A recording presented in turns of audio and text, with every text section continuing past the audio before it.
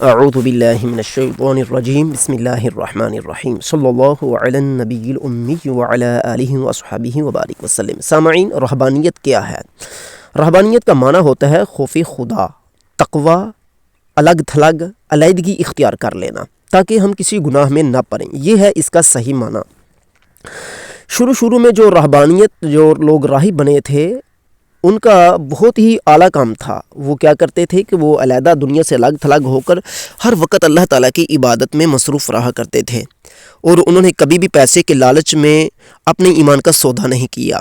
لیکن ان کے بعد آہستہ آہستہ جس طرح کے آج کل بھی پیری فقیری کے اندر بھی یہ معاملات رائج ہو چکے ہیں کہ گدی نشین آ جاتے ہیں، پھر ان کا کاروباری سسٹم شروع ہو جاتا ہے، اسی طرح راہبوں کے اندر بھی کاروباری نظام شروع ہو گیا۔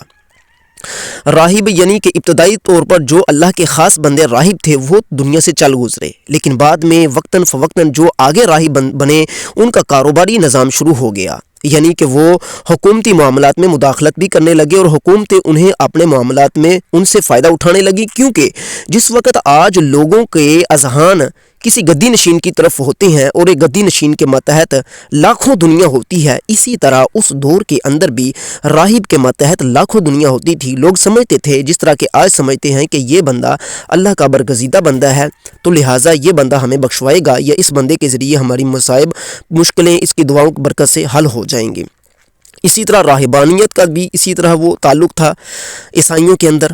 تو رہبانیت چلتی رہی، لیکن بعد میں رہبانیت نے جو ہے وہ طریقہ سیاست کا اختیار کر لیا، یعنی کیا مطلب کہ حکومت کے معاملات میں استعمال ہونا شروع ہو گئے۔ جس طرح کہ آج بھی بہت بڑے بڑے پیر ہیں جو کہتے ہیں کہ ہم غیر سیاسی ہیں، ہمارا سیاست سے کوئی تعلق نہیں، یہ بھی حکومت کے اس میں مفاد ہوتے ہیں کہ حکومت بہت زیادہ مختلف لوگوں کو، مختلف پیروں کو مختلف طریقوں سے استعمال کرتی ہے۔ اسی طرح رہبانیت کو بھی اس دور کے اندر استعمال کرنا شروع کر لیا گیا۔ اب میں آگے رہبانیت کی بات ہونی ہے، قرآن مجید کے اعتبار سے اس کو مکمل سننا ہے آپ نے۔ تو رہبانیت کو جب یہ طریقہ حال بالکل بے بس ہو گیا، یعنی کہ راہب جو ہے ان کا ایک کلچر اور ان کی ایک تنظیمیں بن گئیں اور ان کے ہاں روپیہ پیسہ عام ہو گیا اور کاروباری سسٹم رائج ہو گیا، جس طرح کہ آج بھی رہبانیوں کے اندر کاروباری نظام رائج ہے۔ تو حضور صلی اللہ علیہ وسلم کی احادیث طیبہ سے ہمیں ملتا ہے کہ حضور نے فرمایا کہ رہبانیت ہمارے ہاں نہیں ہے۔ جو حضور کی حدیث ہے اس رہبانیت سے اس رہبانیت کی کاٹ ہے جو بعد میں رائج ہوئی۔ جو رہبانیت عیسائیوں میں ابتدائی طور پر رائج تھی اس کی کاٹ نہ قرآن نے کی ہے نہ حدیث طیبہ نے کی ہے۔ اگر آج بھی کوئی اسی طرح کی رہبانیت پر قائم ہو جائے تو یقیناً وہ اللہ تعالیٰ سے بڑا انعام پائے گا۔ لیکن اللہ تعالیٰ کیا فرماتا ہے رہبانیت کے بارے میں، ذرا سنیے گا۔ اللہ فرماتا ہے وَرَهْبَانِيَّةً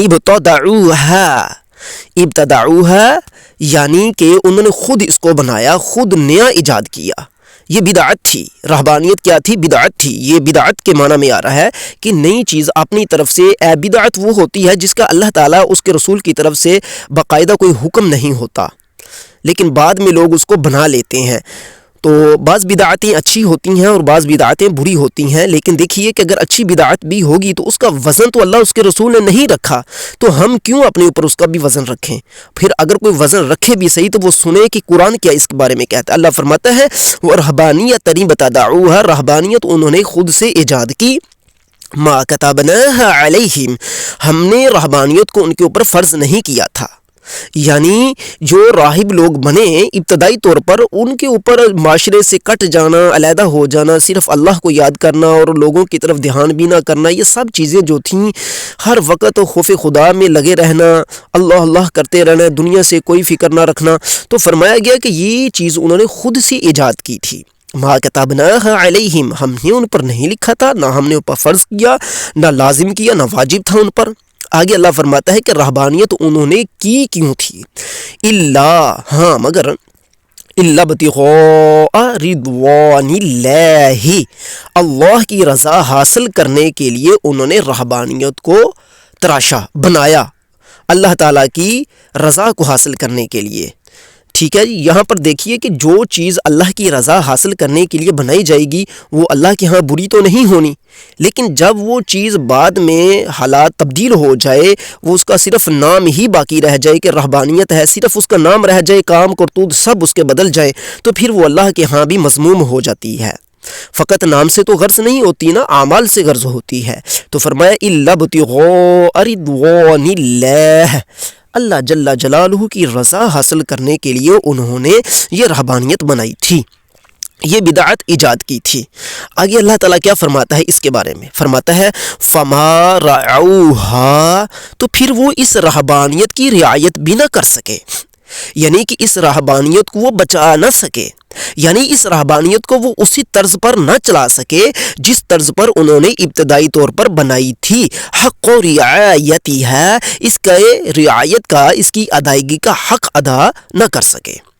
اب یہاں سے یہ بات ثابت ہو گئی کہ اصل میں در حقیقت جو انہوں نے بدعت تراشی تھی وہ اللہ تعالیٰ کے ہاں ابتدائی طور پر ممدوح تھی، مذموم نہیں تھی، لیکن جب انہوں نے بعد میں اس کی رعایت نہ برتی، اس کے اندر نئی نئی چیزیں تراش خراش لیں، جس طرح کہ میں نے عرض کیا کہ حکومتی اور سیاسی معاملات میں مداخلتیں ہونے شروع ہو گئیں کہ سیاسی لوگوں نے انہیں اپنے معاملات میں استعمال کرنا شروع کر لیا، اسی طرح پھر وہ لوگ بھی جو ہے اپنے متحد لوگوں کو اس وقت عیسائی تعلیم سے جو ہے وہ دور کر رہے تھے تحریفات کے ذریعے سے، جس طرح کہ آج کل کبھی بہت زیادہ گدی نشین ایسے ہیں جنہوں نے قرآن و سنت سے دوری برتی ہے اور تحریفات کی ہوئی ہیں، یعنی کہ یہ اپنی باتوں میں ایسی باتیں، ایسی تقریریں، ایسے خطیب، ایسے نعت خواں بھی ہیں، ایسے شعر و شاعری کرنے والے بھی پیر موجود ہیں جنہوں نے اپنی باتوں میں بہت زیادہ تراش خراش کر ڈالی ہے۔ اگر ہم اس پر بیان کرنا شروع کریں تو پھر ہمیں ہی گالیاں دینی لوگ شروع کر دیں گے، لیکن ہمارا مقصد اصلاح ہے۔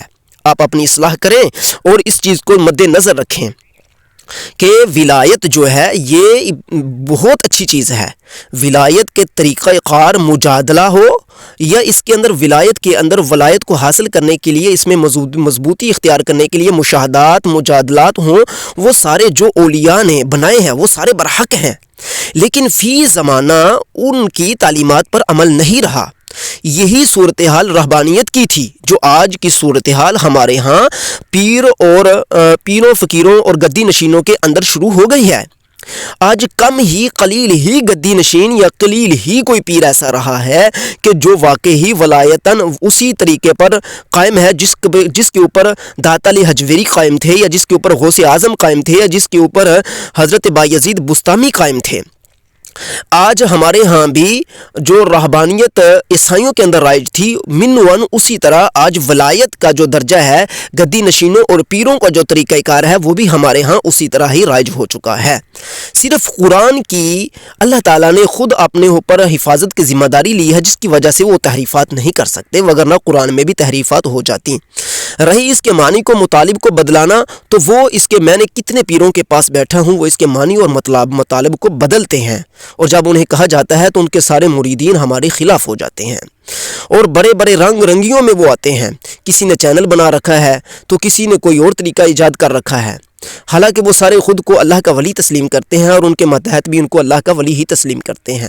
تو آج بھی عیسائیوں کے اندر راہبوں کی بہت زیادہ مانگ ہے، اسی طرح مسلمانوں کے اندر بھی آج بھی گدی نشینوں کی بہت زیادہ مانگ ہے، لیکن یاد رکھیے کہ قرآنی تعلیمات کے مطابق ولایت ہو یا رہبانیت ہو، جو اس کا ابتدائی دراجات تھے کہ ابتغاء رضوان اللہ، اللہ تعالیٰ کی رضوان اللہ، اللہ تعالیٰ کی رضا کو حاصل کرنا، وہ آج بھی نہیں ہے ان کے اندر۔ اگر ایسی ہو تو یہ ولایت بھی اور رہبانیت بھی بہت اچھی چیز ہے۔ اللہ جل جلالہ ہمیں سمجھ کی توفیق عطا فرمائے۔ فقط ناموں کے استعمال پر کہ میں مسلمان ہوں یا فلاں میں ولی ہوں اس لحاظ میں بخشا جاؤں گا، ناموں نے کسی کو نہیں بخشوانا، اصل میں اعمال کا معنی ہے عقیدہ اور عمل درست ہوگا تو اللہ تعالی ہمیں بخش لے گا۔ السلام علیکم ورحمۃ اللہ وبرکاتہ۔